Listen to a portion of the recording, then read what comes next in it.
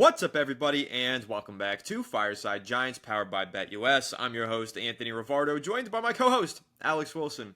Guys, you ever wonder why New York Giants players are so much better when they leave the New York Giants? This has been something that has really come to light in recent weeks, especially. I mean, we're seeing a Defensive Player of the Year over in Green Bay by the name of Xavier McKinney, formerly of the New York Giants. An MVP candidate over in Philadelphia, Saquon Barkley, formerly of the New York Giants. Another potential Defensive Player of the Year candidate who's been steadily rising up, Leonard Williams, looks tremendous for the Seattle Seahawks.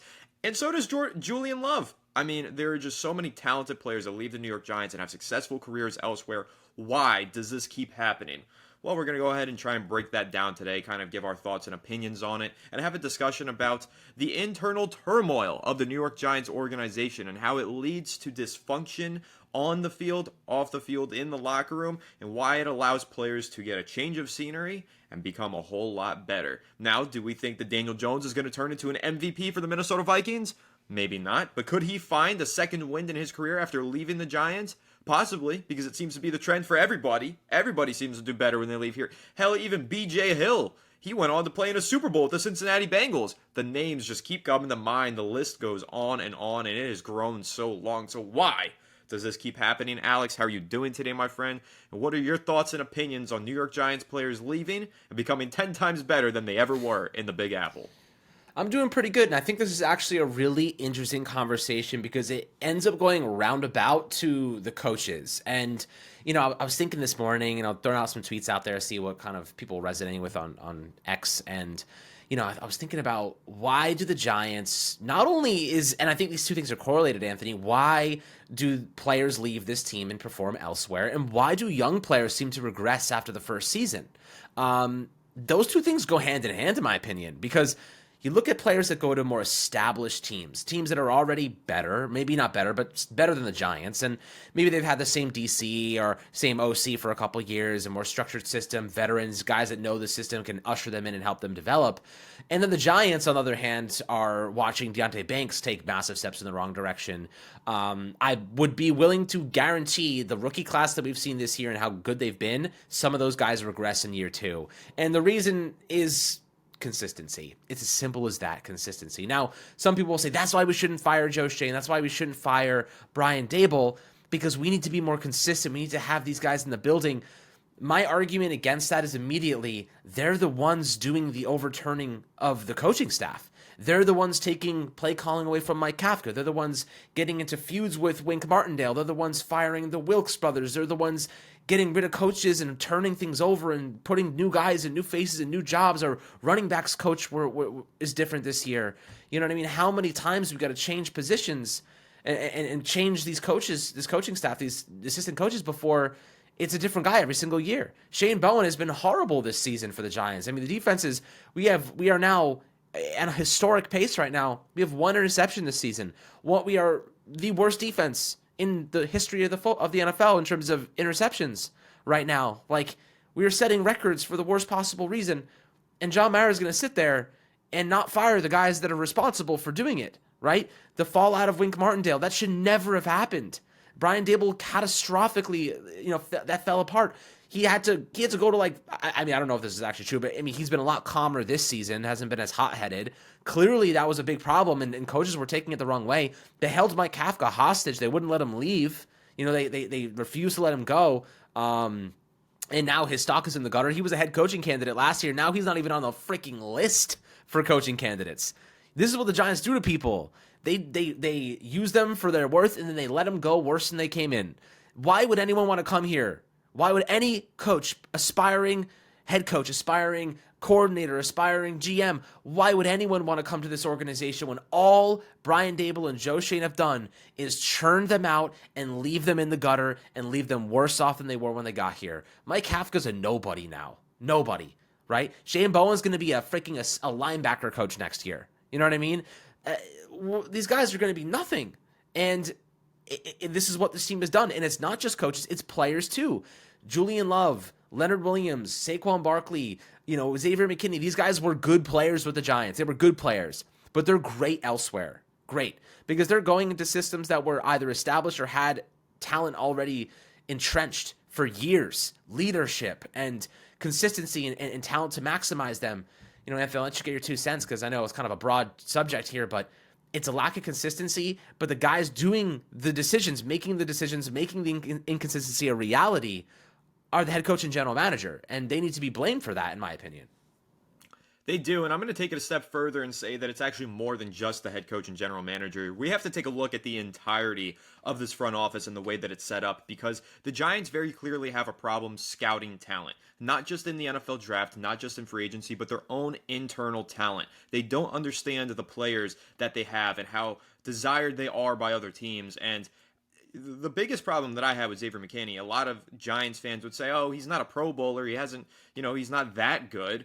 Yeah, but he was only 24 years old. He was getting better every single year, and he wasn't even 25 yet. His frontal lobe hadn't even fully developed yet, and you thought that he reached his ceiling? Well, now that it's developed, and now that he's in a better situation with better players around him, he's a damn defensive player of the year. So that's part of the problem here, is that the Giants, they're internal and NFL scouting. Say what you want about their collegiate scouting. They did a tremendous job in 2024. They found tons of talent. Tyrone Tracy in the 5th round was a great pick. Neighbors in the 1st round is awesome. Like, they found talented guys. Yes, I understand that. But how about their NFL scouting and evaluation? It's poor. It's subpar, to say the least. That's why they haven't fixed the offensive line in a decade. That's why they let players leave, walk elsewhere. They don't know how to evaluate their in-house talent. And I think you got to take a look at the front office and who else is in there. Yeah, Joe Schoen, Senior Vice President and General Manager. Brandon Brown, Assistant General Manager. Kevin Abrams has been here forever. He's the Senior Vice President of Football Operations and Strategy.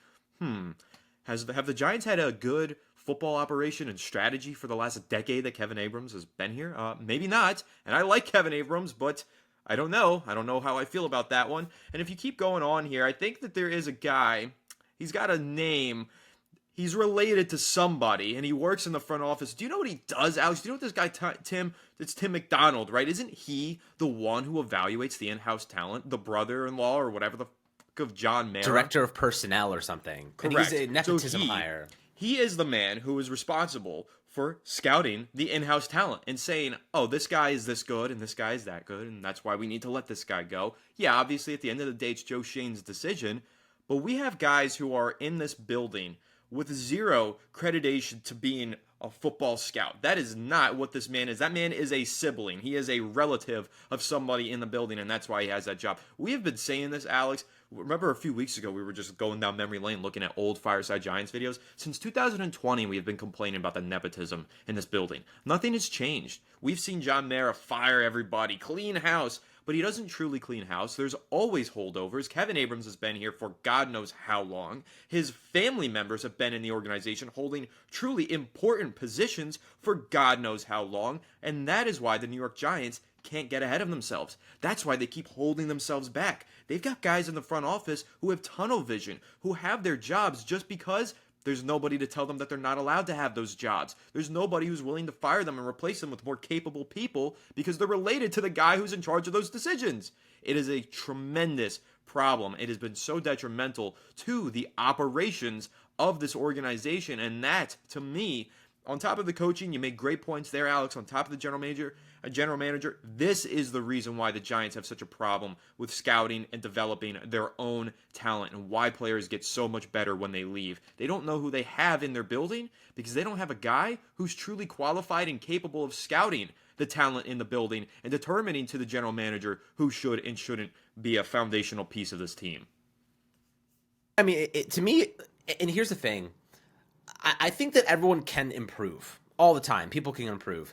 It's when you continue to make similar decisions that it kind of frustrates me. So the problem is that, like, Joe Schoen came in here with his whole modern approach. We're going to go, positional value. We're going to let McKinney go. We're going to let Saquon go. We're going to sign the quarterback. We're going to do all these things. But it actually contradicts how Tim McDonald in his player evaluations were just a couple of years ago. I mean, he was a key component in him and Dave Gettleman in drafting Saquon to begin with. And drafting a running back second overall is, by every kind of opinion, bad practice, right? Like, he was a key component in that.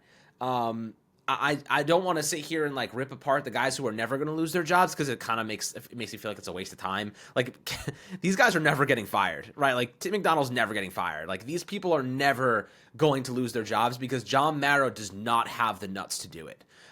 He barely has the nuts to fire Joe Shane right now and Brian Dable. Like, we'll see if he even has the balls to do that. But it has to happen because, listen, these guys are turning over coaches faster than you could flip pancakes at a Denny's diner. Like, it's not working. Like, you can't change the play caller every single year. You can't change the defensive coordinator every year or two. You can't change your running backs coach. You can't change this. You can't change that. Other teams are just poaching our best coaches, our best players. We are a farm system for the freaking rest of the league. That's what we are for the rest of the NFL right now. We are the Oakland Athletics of fucking football. That is what we are. Teams pillage us, or even the Miami Marlins right now. They pillage us, they take us for all we're worth, and they give us jack shit in return. You know what we do? We build up these young players, and we trade them away for nothing. That is what we do as the Miami New York Football Giants, the Marlin Giants. That's what we freaking do these days. We trade away our best players for next to nothing. Let's make it even better, Anthony. We don't even trade them. We let them leave in free agency for fucking nothing. Zero. We don't even trade these fucking guys. We let them go for absolutely zero. And we are sitting here with our dicks between our legs wondering why the hell we suck at the freaking sport of football. Because our general manager lets guys go for nothing. Azeez Ojulari, he's injured right now. Guy's on IR. I bet you he leaves anyway. Darius Slayton, gone anyway. But meanwhile, the locker room imploded anyway. Locker room imploded, and we didn't trade these guys away, and we know he's going to let them leave. We know Joe Shane is going to let our guys leave because Darius Slayton has no respect for this team anymore. His best buddy in Daniel Jones is gone. They didn't give him an extension when he wanted it. Azeez Ojulari, I mean, why would he stay? He could probably get the same amount of money, but probably have a chance to start and get paid and go play for a better football team. Let's be honest here. Like, the Panthers have a brighter future than us. So, at the moment, this team, you look at the full scope of this organization, it is really bad. We are a farm system for the rest of football. Other teams take our best coaches. We fire guys because they cannot make competent decisions. And I said yesterday, Joe Shane has done some minor league decent stuff with the salary cap space in terms of just structures of contracts. The Daniel Jones contract is the biggest problem of them all. It makes every other good decision basically irrelevant. And, that's kind of what he pigeonholed himself into. But now you're looking at a regime that is now cornered into making only one choice. They have to draft a quarterback no matter what. That is bad practice by nature. Look, I think the Giants should draft a quarterback. I'll sit here and tell you right now, I think they should draft a quarterback. But the fact that our general manager and head coach do not have a choice but to draft a quarterback, otherwise they have no business being in the building, is problematic because it doesn't allow them to make the best decision possible for the future of this team, which I do think could be a different decision. It could be trading back, getting value, and waiting until 2026, getting a bridge, taking the best player available. It could be that. But the Giants aren't going to let themselves do that. They're going to overspend a first or second round pick on a weak quarterback class because we have no choice. Yeah, I kind of want to make a point there because obviously everybody knows I'm in the camp, draft a quarterback. Like, I'm very pro drafting a quarterback, but I want to make a counterpoint to it, like, against myself, devil's advocate here, basically. Last offseason, Alex, one of the biggest criticisms that Giants fans had, they said, you can't draft a quarterback right now. This roster is a mess. You'd be throwing them into the fire, right? Like, that was something that we heard. That was a narrative that we heard. No quarterback can succeed in this situation. Trade down or take a playmaker, build the rest of the roster, and in a couple years, then you draft a quarterback and you plug him into a really good team, right? Build the roster for several years and then plug in the quarterback. We've heard that before, and, we've played devil's advocate and discussed that before. This roster, Alex, is worse than it was last year. Like, the Giants are even worse than they were. So when we had this conversation last season and everybody was like, no, you can't draft a quarterback, the team around the quarterback is too bad. This year, I haven't heard that at all, but this team is worse than the one that we had last year, which again is why last year was the year to draft a quarterback. Better class, better roster, all of it. But now the roster is even worse, and we want a quarterback to step in and be our savior. And I don't know if that's possible. I think this team might just be too bad. And for that reason, we might have conversations, debates on the channel throughout the next couple months, and I might argue for trading down. And that's going to hurt me to do because I want a quarterback more than anything. But we might actually be at the point where this roster is too bad to bring a quarterback in, a rookie quarterback, and put him into this mess. We might have made this roster that bad over the last 2 years.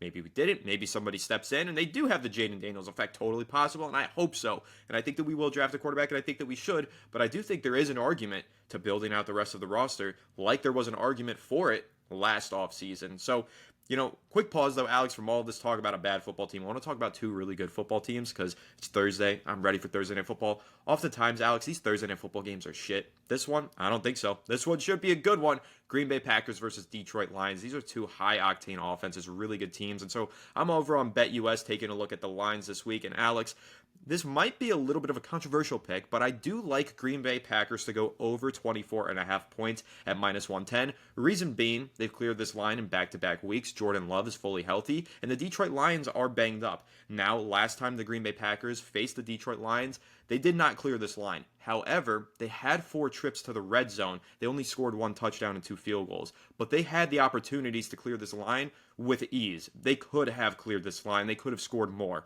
However, Jordan Love was playing through a groin injury, and he turned the ball over twice in that game. I think that if you take away that injury, he plays a little bit better, 24.5. I'm not saying that the Packers are going to win, but clearing that point total, I think is absolutely possible. They average over 26 points per game. Anyway, I actually did a breakdown on this bet and many more over on Fireside Bets, a little brother-sibling channel of Fireside Giants. Guys, go ahead and check that out. Just search it up on YouTube, Fireside Bets, and make sure to go check out BetUS and use code YouTube150 for a 150% deposit match on your deposit up to $2,000. BetUS, the fastest sportsbook, or the sportsbook with the fastest payouts in the industry. I'm going to go ahead and place that $10 bet on over 24.5 for the Packers. Let us know if you're tailing, and again, make sure to go check out BetUS. But back to this New York Giants front office, Alex. I'm going to throw out something controversial once again. I'm the man of controversy today, all right? I'm playing devil's advocate in every way possible. Because why, Alex? It spurs good conversation, spurs debate. It allows us to get different thoughts, perspectives, and opinions out into the universe and into the comment section of Fireside Giants. So I'm going to throw another one out there. You kind of mentioned there's a mess inside this organization. Nobody is going to fire these guys. But I know one man who would. You know who I'm thinking of? You know one guy who might step into this organization, tell everybody to F off, I'm going to do it my way. You're fired, you're done. I'm doing it this way, I'm bringing this guy in.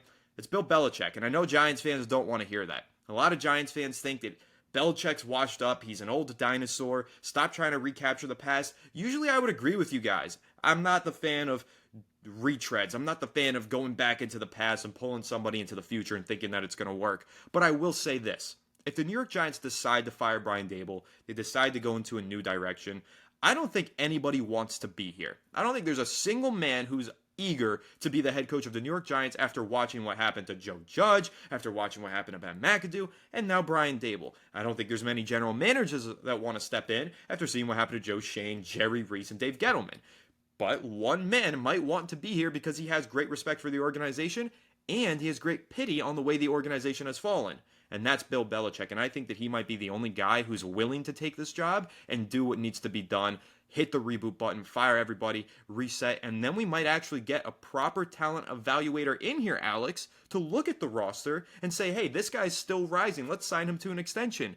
We might finally get some new people in the front office who can make the proper decisions, because I think Belichick, he's got a good relationship with the Mara family. I think he would tell them, you can't be in this front office anymore. He might be the only guy in the world with that kind of power. So I just want to throw that out there. I'm not saying that's the guy that I want to be the head coach. I'm not saying hire Belichick.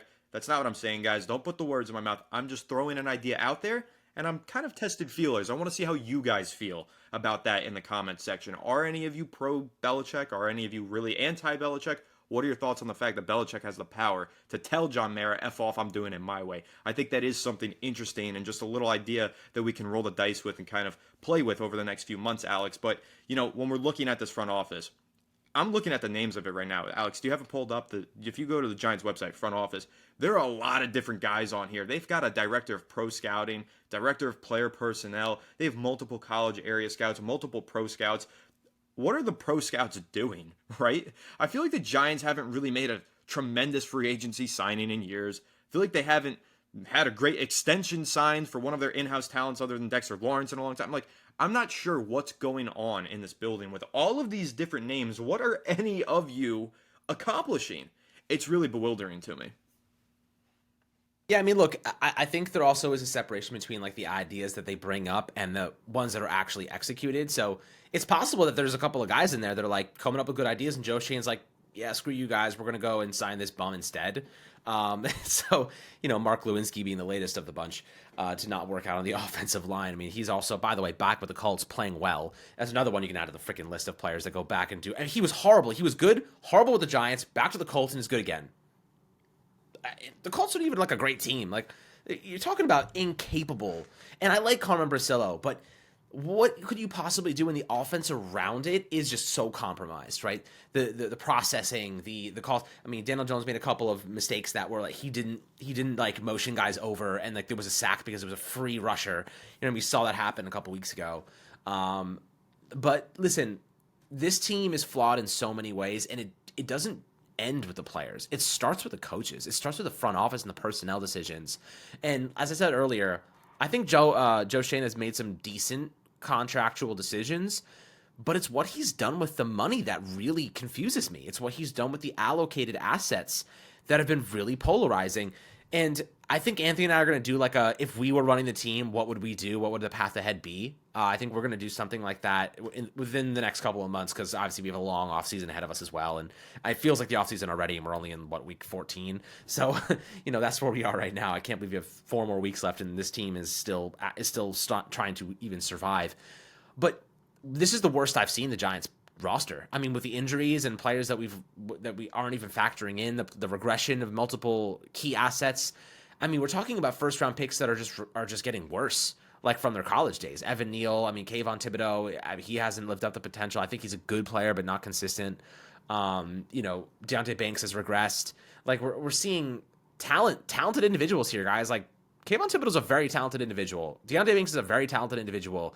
I am terrified that if you keep this same regime, you keep the same coaching staff, that this rookie class that we're watching this year do all these great things is going to fall off next season, because that's been the trend. That's been the trend for Giants players. They get worse in year 2 under this system, under this regime, under this personnel. These decision makers, they get worse, not better. So that is a major concern to me, that they fall off and that losing impacts them. I mean, most of all, Anthony, it's losing. Like, if you're a rookie, you're playing for pride. You're first year in the NFL. You want to show out. You want to show what you could do. But that losing starts to eat away at your confidence, man. We saw it with Banks already. Change the entire system again. Like, talk about Banks went from Wink's defense to Shane Bowen's defense, completely polarizing units. Now we're probably going to let Shane Bowen go again because he's horrible and he sucks and they need to actually do something about it. And it's like you have to find somebody that you can commit to. Shane Bowen was the only reason we hired him is because there was nobody else. Nobody wants to be here. Why would you want to come here knowing that your stock's going to be lower when you get here? You can't trust Shane. Like you'll be accepting a job in a dying front office. Joe Schoen and Brian Dable are dead in the water. If they keep their jobs, I think it would be a miracle, to be quite honest with you. And if they do end up retained, anyone that signs on to be a part of their coaching staff knows it is a 2-year gig most likely. And even if that, like they're one and dones a lot of times. So I mean, Anthony, if you were a coach and you were a good coach and you had a couple options, would the Giants be even in your view, in your peripherals? Because in my opinion, I'd be trying to stay the hell away from this organization if I was a coach and I had multiple options. Well, that's what I'm saying. I just don't think anybody wants to coach here. That's my growing concern. Like, we see comments all the time in the comment section, and they're like, yeah, go ahead and hire Ben Johnson. Guys, Ben Johnson is the pickiest coach in the league. He's had opportunities to coach some really great franchises, and he said no because he wants to keep building what he's building in Detroit while waiting for the perfect opportunity to be a head coach. The New York Giants are not that perfect opportunity, not by any stretch of the imagination. Why would somebody want to leave a great job as an OC, a potential Super Bowl winning franchise with the Detroit Lions? Why would Ben Johnson leave that situation and come coach the Giants, a team that has been firing head coaches on a near annual basis? It's not going to happen, I don't think. And hey, maybe I'm wrong. Maybe he sees a lot of value and potential here. Maybe he wants to coach in New York, and I hope that's the case. I hope this still is an attractive job to people. Once upon a time, this might have been the most attractive head coaching job in the NFL, Alex, but the reality isn't that anymore. It's not that attractive of a job, if it even is attractive at all. With all of the firings, all of the overturn, all of the dysfunction, the media circus, the highlighting of poor play, the highlighting of poor coaching. I mean, you make one mistake as a coach here, it's 10 times worse than making a mistake as a coach in Detroit or, anywhere else, really. It's New York, and it's difficult. And I don't think it's that attractive of a destination, like I said. I don't think the Giants are going to have their pick of the litter. I don't think they're going to be able to just handpick which coach they want. I think they're going to have to. I think teams are going to be interviewing the Giants for head coaching jobs. I don't think the Giants are going to be interviewing candidates. I think, or not teams. I think coaches are going to be interviewing the Giants instead. What can you provide to me? If I'm head coach, will I have this job for more than 3 years? What can you do to give me the pieces that I need in order to succeed here? Or are you going to throw me under the bus like you did Brian Dable and others? That's going to be the interview process. It's not going to be, how can you coach this team properly? Opposite. The coaches are going to be interviewing John Mara. That's what I think it comes down to. And that's really going to depend. Does John Mara make the right GM hiring if he moves on from Joe Schoen? And that's why all of this, Alex, I think the Giants are going to do something historic and unprecedented. I think they're going to go on a 12-game losing streak to close the season and keep that head coach and keep that general manager, which to me doesn't add up. And I understand a lot of Giants fans want to keep this regime. They don't want another season of a cleaning house. They don't want to overturn it. Guys, I mean, it doesn't get worse than this. Like, we've said that before. Even Dave Gettleman's roster was really, really bad. Was it worse than this? I'm not entirely sure. Like, this is a really bad roster. This is the worst in the NFL. The Giants went from the worst roster in the NFL to somehow being worse than that in 3 years' time. Think about how really embarrassing that is. The best players on this team, Dexter Lawrence and Andrew Thomas, they were not brought in by Joe Schoen. The best players who left this team, Saquon Barkley and Xavier McKinney, not brought in by Joe Schoen. And I hated Dave Gettleman, and I was his biggest critic, and I think he's one of the worst GMs ever. And somehow, well, the best players on this team, they were Gettleman guys. And somehow the worst players, they're all Joe Schoen guys. I don't understand. It doesn't add up. So for me, I'm fine moving on. If the Giants decide to keep this regime, okay, I guess they get another year. But the worst thing you can do, Alex, is draft a quarterback into a regime that's standing on its last leg. That is how you destroy a quarterback. And that is how you end up with 6 years of a lame duck quarterback. That's what happened with the Giants. They drafted Daniel Jones in a year where the coach needed to make something happen. He got 1 year and then he was fired. And look at the tailspin that occurred with Daniel Jones in his career. New offensive coordinator, new coach, bringing in new players, failing to build around him. It all started because a head coach was fired after his first season in the league. If the Giants go ahead and draft a quarterback with the number 1 pick and the team still wins 4 games next season, Dable's going to get fired, and they're going to have to bring in a new coach, and it's going to be repeating the same cycle of the mess that we were in for the last 6 years. We thought this era was over, Alex. Maybe not, because if you're bringing in a quarterback in the same fashion that you did last time around, fail to build around them again, you're just repeating the cycle. It doesn't matter if it's Daniel Jones or Cam Ward or Shadir Sanders. If you do it the same way, you'll get the same results, and the Giants need to try a different way. And that's one other point that I'll make, Alex, and I think this is a really important point and maybe my final point on this matter. The Giants don't want to overturn because they feel like they've done that too much, and they've gone through this before. And I'm going to argue that they've never gone through it this way. In the past, when they fired the coach and the general manager, they still had a quarterback in place. This time around, there is no quarterback on the New York Giants roster who's going to start next year. Tommy DeVito's not starting. Drew Lock's not starting. They do not have a quarterback. If they were to fire everybody and reboot, it would be unlike the other 2 times that they did that, because they have now a new regime stepping in with carte blanche and the ability to take their own quarterback. It's not retrying with a guy. It's not stepping in and trying to fix a guy like they were with Daniel Jones or even Eli Manning. Dave Gettleman was hired because he thought there was a little juice left in Eli and he wanted to try and squeeze the last of it. Didn't work. That's why we ended up with Daniel Jones. Daniel Jones gets another chance with a new regime. This is an opportunity, Alex, a very rare opportunity for a new regime to step in and find its own quarterback and build an entire roster around that one singular guy. We haven't done that the last 2 times. The last time we did that, 2004. That's when Ernie Accorsi went ahead. He traded the farm and he built around Eli Manning. That was the last time we did it, and that was successful. If the Giants really, truly want to build around the rookie quarterback, you don't hold over this regime. You don't bring in the lame ducks that you currently have and tell them to fix it. You take in new guys, and you take a new quarterback, and you build around that quarterback properly this time, unlike the times in years past with Daniel Jones. So that's how I feel about it, and I'm curious to know your thoughts on that. I think this is a rare opportunity for the Giants to do a true reset, unlike the half-assed measures that they did the last 2 times. Yeah, I mean, listen, I think the one point, and I'll finish off here, is if you give Joe Shane and Brian Dable this chance to draft a quarterback, their leash is already short. If things go catastrophically bad next year and you have to fire them, and your rookie quarterback is now going to their second season, now you have another regime coming in that has to inherit another rookie quarterback that they did not pick. I think you have to fire Brian Dable, you have to fire Joe Shane, because you need to let a new regime pick their guy, and then it has to be square one and build consistency. You can't go through this process of like let them pick their guy. Their roster construction is still terrible. They still can't develop guys. They still are letting guys leave. Like all the stuff, same stuff we've seen happen for 3 years now. I don't think it's going to change.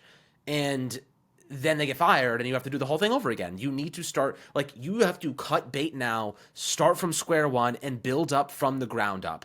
Right now, we're going to be starting, like, they built a couple of crappy frames. They built the structure of the house. It's leaking. It's wobbly. They didn't use good materials. And now you're going to build a second floor on it, which is your rookie quarterback. You're going to build a second floor on it on a weak foundation, right? That's the best analogy I can use. And what does that mean? It means that you're going to have problems. You're not going to pass inspection, that's for sure. Your house might fall apart. Most likely it's going to fall apart.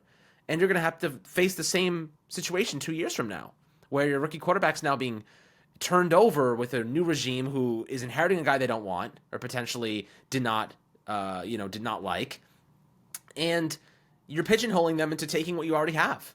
You have to go and get a new front office because they have to make sound decisions from the ground floor. They got to rebuild the foundation of the culture of this team. We have some good players, but they got to rebuild the culture of this organization. And right now, the culture is a freaking embarrassment. The players, I mean, you heard it from Jordan Ronan, the players do not respect Joe Shane. Clearly, the players don't want to fight for Brian Dable. They don't even want to fight for themselves now. The effort's gone. There's no coming back from that, man. I mean, personally, I just don't think there's coming back from that. You know, next year, if this team loses a couple games to start the season, which is probable with a rookie quarterback, they're gonna fall apart pretty quickly. That locker room will implode fast because they've already gone through this twice now. So, you know, the leash gets shorter and shorter and shorter if you keep these guys around. But if you reset, get a new head coach, you can at least understand that, okay, we're starting from ground one. We're starting from a new foundation. We're building this culture back up. We have to stand tall for this instead of falling apart for a culture we already know is bad. And I think that's where I draw the line in the sand. They got to let a new regime pick their guy and start from the ground up. You can't build a second floor on a wobbly foundation. You can't do it. That's what the Giants will be doing, and it's only going to happen again and again and again, where history is going to repeat itself, and we know it's going to because we've seen it now for like 6 straight years happen. This is like textbook Giants stuff, guys. I mean, what more can you do? So, you know, that's how I feel about the situation right now. They got to change things up. They got to reset and let a new regime pick their guy, make their decisions without being pigeonholed into making a bad one, and prepare for the future. So we'll see how that goes. We'll see if they end up firing these guys. There's 4 weeks left in the season. I think John Mayer probably was going to let Joe Shane and Brian Dable, you know, just kind of ride this thing out instead of further embarrass themselves. Like, just put all the blame on them when it all ends up, you know, coming to an end ultimately in a couple of weeks. He can just be like, you know what, they didn't do a good enough job, and you're out. You don't have to force Mike Kafka or another interim into a situation where they're going to get killed, like a Jeff Ulbrich right now in the Jets. You know, let the Giants, let the main guys suffer, and don't make anyone else go down with the ship if you don't have to, in my opinion. Right, let the dead man walking, put the handcuffs on, and dive into the swimming pool. Right, let that happen. I think that's really where we're headed. I think this is obvious that the Giants are going to blow it up, but maybe not. I really can't tell which way the Giants are going to go here, but I will just say, Alex, I'm losing my confidence. I really am struggling to see the light at the end of the tunnel here, just because it's been so many years and so much overturn, the same shit over and over. They just keep losing. They can't fix anything. It's very, very incredibly frustrating. I know you are all frustrated and feeling my frustrations, and that's why we keep doing the show every single day, venting our frustrations, because we see your comments. This is like therapy to you guys. It's like therapy to us. This team, man, do they mess with us. Well, we've got a lot to say about it every single day. And listen, I think you made a lot of great points there, Alex. I think you had a really good analogy in there as well with the shaky second floor and all of that stuff. And I just keep falling back and saying, the one guy who brings structure, who could that be? Who just revamps everything, the CEO type. Who can be the Giants version of Jim Harbaugh for the Los Angeles Chargers? I'm not sure, but there is one name, and it's just Belichick is the only one who comes to mind for me. And again, I know a lot of Giants fans don't like that. Maybe it's Vrabel. Maybe Mike Vrabel could do that as well. That's possible. we're going to have to do a deep dive on some of these head coaching candidates in the coming weeks, and absolutely we will. So stay tuned for that, and make sure to leave a like if you enjoyed this episode. Subscribe to the channel if you're new. Ring the bell so you don't miss an episode, and comment your thoughts down below in the comment section. If you're listening to Apple or Spotify, make sure to leave us a 5-star review. Go ahead and follow us on all of our social media channels at Fireside Giants. Make sure to go ahead and check out BetUS. We'll catch you all in the next one. Have a good one, and let's go Giants.